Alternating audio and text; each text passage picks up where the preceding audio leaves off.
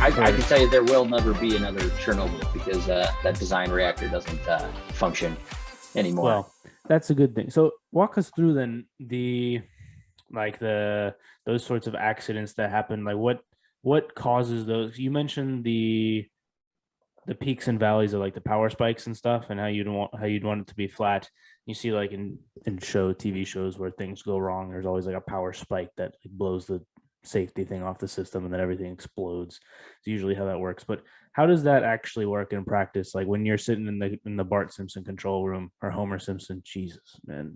When you're sitting in the control room and looking at all the charts and knobs and lights and stuff, like what's actually going on in there? No, so that's actually that's a good point. So I can kind of differentiate between the various nuclear accidents that have become famous, and I'll start with Chernobyl. Chernobyl is a RBK reactor, and if you've seen the HBO show What's Chernobyl, RBK for those listening? it's just it is the design. I don't know Okay. what it stands for, but it's a graphite moderated reactor. So it's completely different than the type of reactors you think of in the United States. So the vessel itself is not it's not submerged in water. It passes tubes through the core that heated up that way. And there's a couple design issues with that. Is that it has a positive power coefficient, which means as it produces more power, the reaction wants to get stronger. As it produces more heat, it wants to get stronger. Where like in the United States, so if as the nuclear chain reaction gets stronger, it wants to continue to make that reaction stronger. All reactors in the United States have a negative power coefficient. So as the nuclear chain reaction increases, it wants the physics behind it want to then decrease that reaction and start shutting the reactor down. It also had to do with the fact that their control rods that they use to control the reaction are graphite tipped, and they were doing a special test to see how long they could power the local area during low power operations during a turbine coast down. And other plants with the same design in the area had said, no, we're not going to do this. This is not a safe test.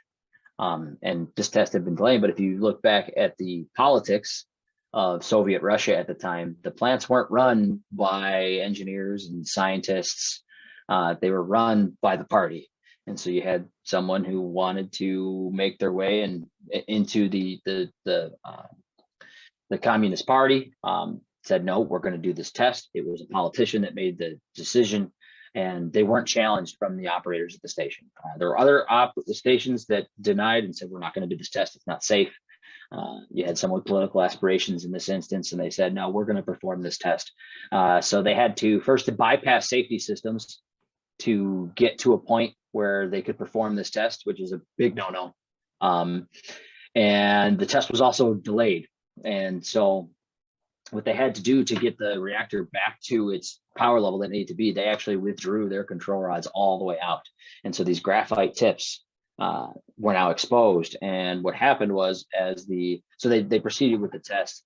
And what happened was they started producing too much power. And when they went to insert the control rods, these graphite tips actually had a positive reactivity addition, which means they made the reaction stronger when they went to shut down the reaction. And they went what we call prompt critical. So when you have a nuclear reaction, there are the physics behind it. There are delayed neutrons and there are prompt neutrons.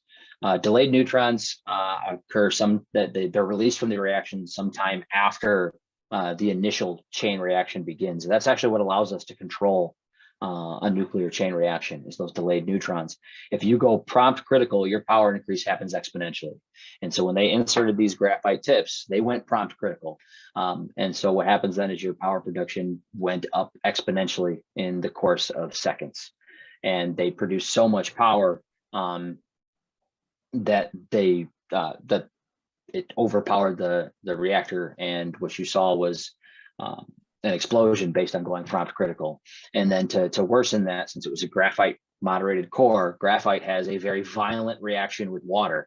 And so then you had the graphite core the graphite moderator come into contact with water. And then on top of going prompt critical, you end up with a steam explosion. And the power went up so high that, I mean, if you've watched the Chernobyl show on HBO, it blew the top right off.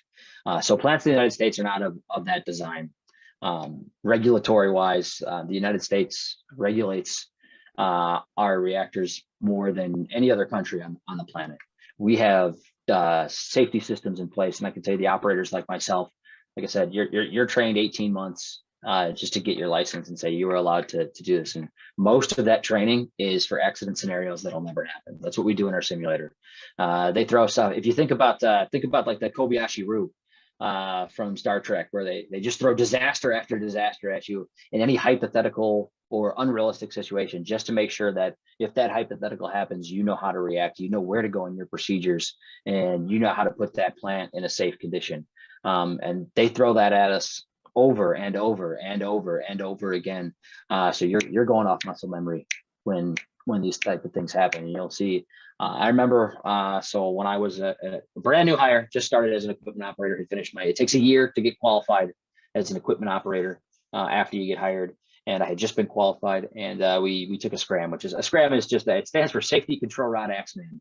And that's just because in the Chicago pile, the University of Chicago, when they first were testing that they could sustain a nuclear reaction, the guy that set it down was actually a guy with an axe over sitting there by a rope. So they wanted to insert the control rod to shut down the reaction. He would swing that axe and cut the rope and drop it in. And that's why a SCRAM is called a SCRAM. And it's just something kind of a fun story that's gone through the industry, and it's held to that day as Safety Control Rod Axeman. So we actually had a storm that caused electrical perturbation, so we had to shut the plant down. And I remember walking into that control room, and you see lights flashing, and you see the operators in that control room and the supervisor.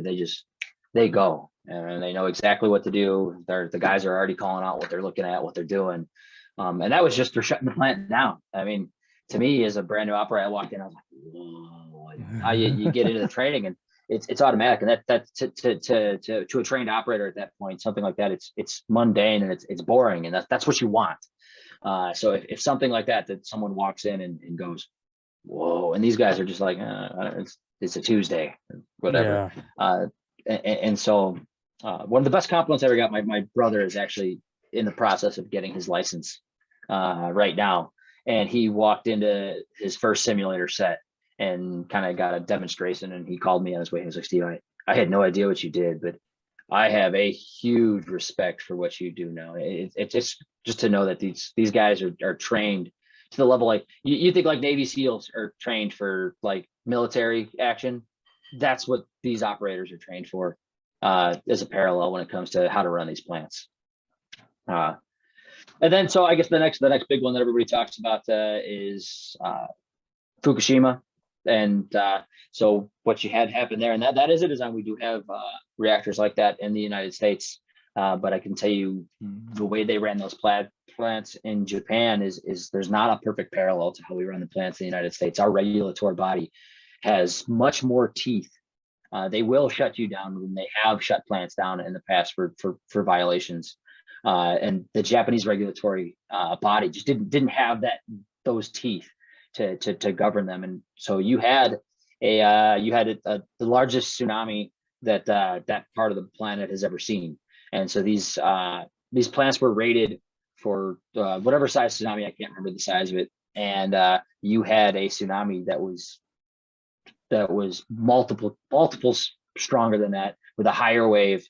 And so it broke over their seawall. And really what happened, if you go through it, was the wave that came through in that wall of water actually washed away their diesel generators, because they stored their diesel fuel outside.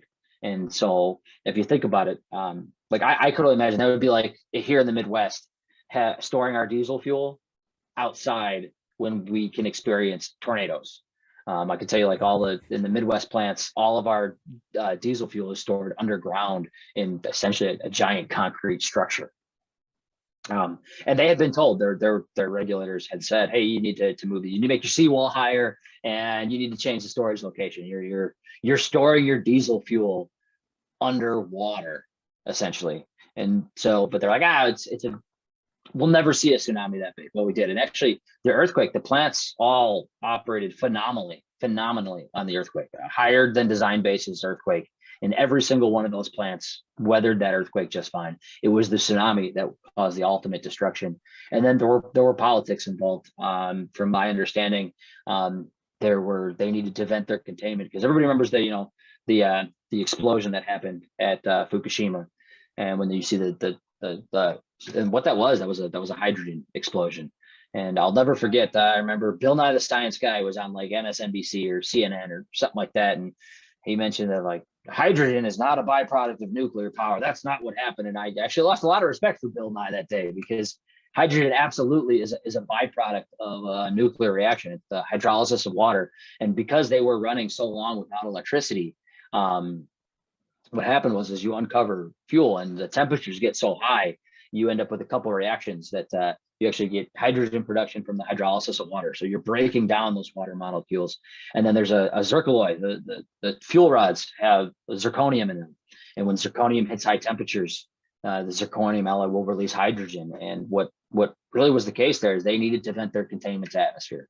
They needed to say, we need to release some level of radiation and we need to drop this pressure down. We need to get the hydrogen out of containment. And there was a political discussion that I believe went all the way up to the Japanese prime minister.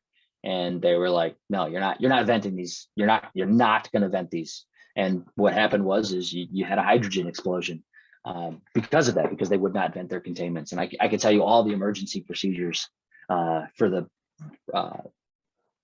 nuclear reactors in the United States all have procedural guidance that if you were to have that accident, like a Fukushima level event, we all have guidance to say, yeah, it's either vent a little bit to the atmosphere or blow the top off, and you're going to vent that thing to atmosphere. You're going to keep the health. Our ultimate goal as a licensed nuclear reactor operator is the health and safety of the public.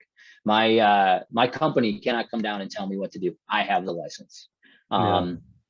The senior vice president, the CEO of the company I work for, cannot call me and say, you're going to do this, because I can tell him I have the license. I'm going to do this. The governor of Illinois can't come down and tell me you're going to do this, because I'm not. I'm going to tell him I have the license. The president of the United States, Joe Biden, could call me in the control room and say, I need you to do this. And I can tell Joe Biden politely, sir, I'm a licensed nuclear reactor operator and you are not. And I can tell you that culture is so strong amongst those operators. They all feel a responsibility. Our ultimate responsibility is the health and safety of the public. And that permeates every point of nuclear power because it is unique.